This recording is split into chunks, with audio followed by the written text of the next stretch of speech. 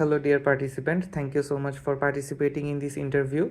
For your clarification, we are letting you know that we will be keeping your identity completely anonymous. And if you have any other questions regarding this interview, you can ask me away.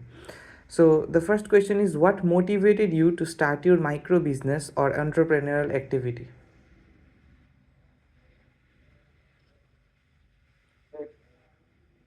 Actually,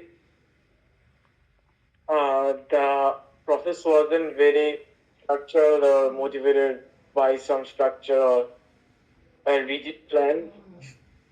The plan actually grew gradually. Like initially, I had some good ideas and discussed those with some people, and I kept thinking about those, and the execution of those ideas sound seemed like those were very easy to execute ideas, not very complicated. So Okay. uh, Was there any I didn't have financial some. motivation? The financial motivation was minor because my initially the business, the financial, the projected financial reward was too low to uh, actually talk about, but the validation of the concept of this product could lead to some lead to development of some other product that could potentially make a lot of money. So it was more passion driven than financially motivated, right? uh, I wouldn't say that not financial. It's not financially driven. Potentially, like it has a lot of potential to get to a point where it could be very financially benefiting. But Okay. if there are no financial benefits, I wouldn't sign up for this.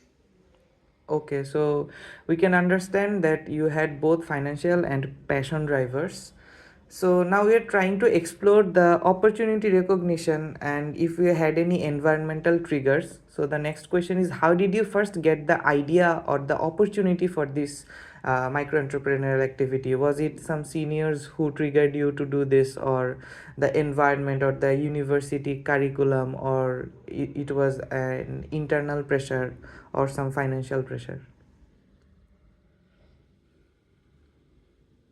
Well, it was actually based off of some inconveniences that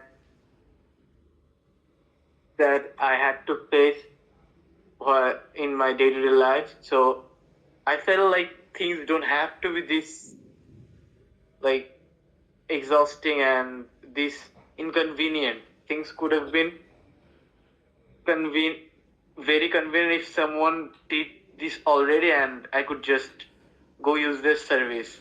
So I thought about why not create it, because it didn't seem like it was very difficult at that point. So we can understand that you were very keen to solve the problems around you. So this was a problem solving motivation, right? Yes. Okay, so the next question is, what resources or support systems like skills, family, friends, platforms that helped you get started? We are trying to capture the enabling factors or the social capital or some digital tools or some perceived behavioral controls you may have had for this journey. So the question, I'm repeating that, what resources or support systems helped you to get started? Well, the first factor that comes is the feasibility of me making this product come into reality was that I had a lot of knowledge and connections regarding production of such products. So I knew the people who could help me do this, and I know how to execute this because I had some previous experience with similar stuff, but none of those were any entrepreneurial projects. Those were things like club activities and stuff. I did this stuff for other people. I solved other people's problem with this before. Uh, it was one factor, and the social factor was also very significant. I would say it was more significant than my experience with the production method, because the more I told about people about this idea, they could relate it. Like they had faced the same consequences, and this could have made their life a lot easier, and they would have paid big money for this. Okay, so now we will be trying to understand the barriers of micro entrepreneurship among the students. So the next question is, what challenges or barriers did you face while starting or running your micro business?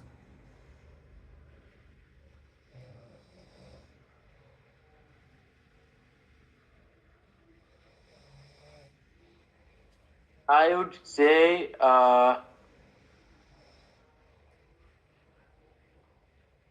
at the initial stage,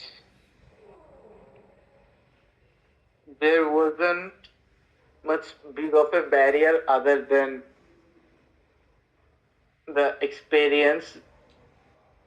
But later, when I continued it for a significant amount of time, the over the time I have faced uh, most of my problems with, like, when you're running a startup as a student, you're most likely hiring some students to run the startup with you, and managing them is hard because they're either there are two factors, like the entrepreneur himself may not be very familiar with the management process, and the the people he or she is managing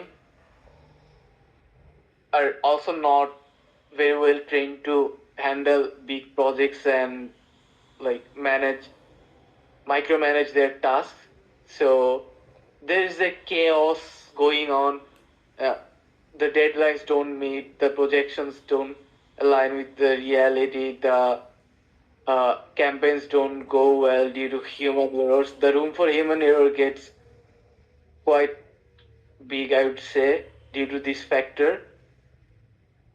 And another thing is, I initially faced a lot of problem with capital because I didn't have any income source and uh, any other source that I could rely on. But later on, I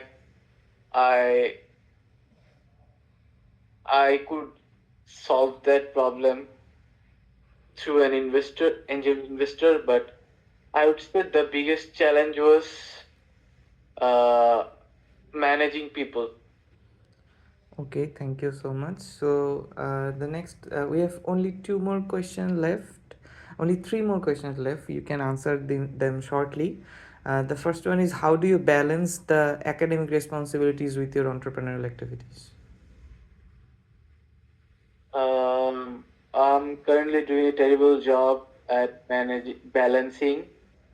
Uh, it's not like I usually struggle a lot with studies, but unlike any other extracurricular activities, entrepreneurship actually is very demanding and takes a lot of my time and energy. So I do very well in some academic aspects, but I I can't really perform consistently because uh, the business environment is not predictable.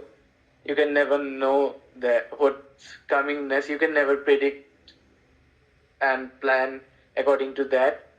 Most at the initial stage, at least I would say for a year or two, the business is uh, continuing a business is like taking care of a newborn baby. The baby will cry at 2 a.m. You would have to wake up and solve the problem and all. You can't ignore and expect the baby to grow healthy. So this could be applied to a new business, I would say. Okay, thank you so much. The next question is what benefits, like financial or skill based benefits or personal benefits, have you experienced from your micro entrepreneurial work? I would say the most important thing my entrepreneurship journey has taught me is how to sell my ideas, because I had to face a lot of rejections and still had to make a way to run my business. Uh, so I would say being able to sell different sorts of ideas to different groups of people, selling the ideas to investors, to the customers, selling a mission to the team, and if selling the product to the people who are like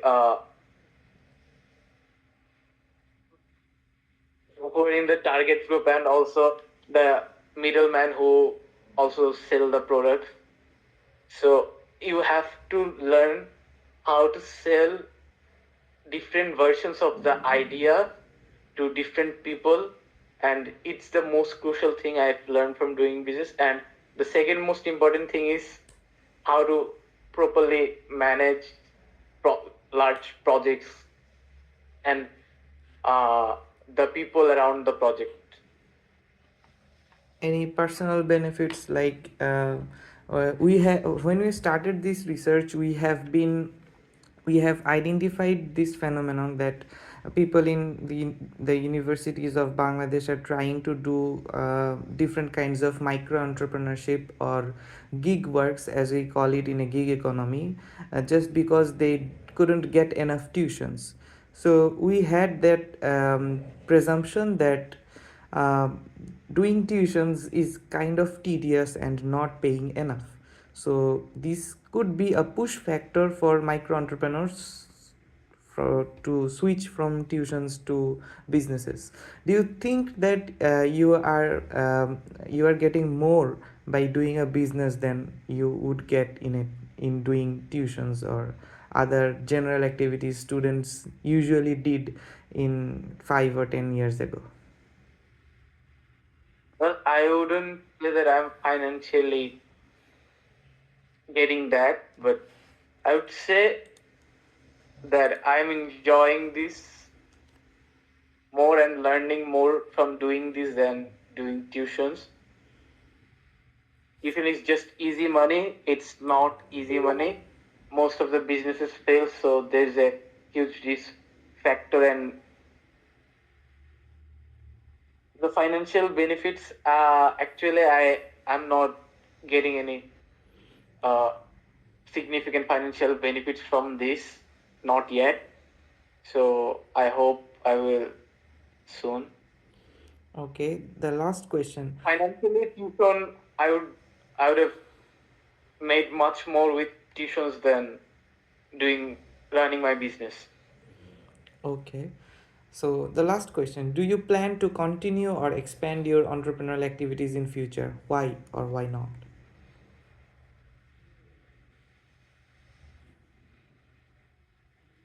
Yes, I am very much interested in continuing my entrepreneurial activities.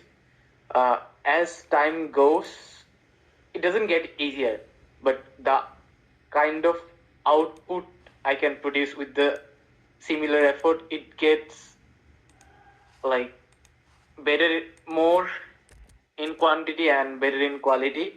So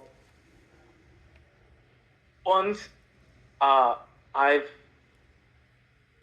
I've like uh, কি বলবো, এই 1 বছর মতো এই বিজনেসটা হচ্ছে কোনো significant visible like financial rewards ছাড়াও যখন কন্টিনিউ করতে পারছি, আর হচ্ছে কোনো খুব একটা বেশি ব্যারিয়ার ফিল হয় না। আমার ওই কোয়েশ্চেনটা হচ্ছে ধর ব্যারিয়ারটা ফিল না হওয়ার কন্টিনিউ কারণে আমার করলেও মনে হয় আই ক্যান কিপ। কেন, ওয়াই?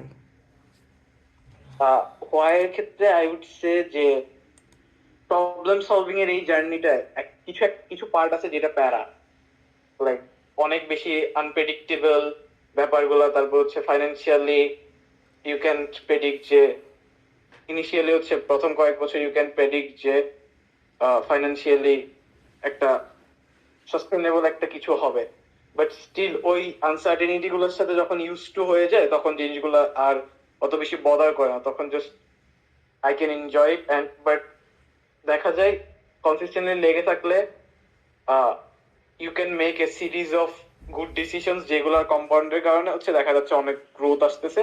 অ্যান্ড ওই গ্রোথটা যদি এভাবে কন্টিনিউ করতে থাকে, I can achieve a lot. I feel that I want to continue this. And এইখানে শেখা একটা মানে প্রজেক্ট থেকে করা স্কিলস গুলো হচ্ছে অন্য জায়গায় আমি ট্রান্সফার করতে পারি। এখানে যে স্কিলস গুলো আছে এগুলো হার্ড স্কিল না হয়ে সফট স্কিলস অনেক বেশি ডিপেন্ডেন্ট হয়।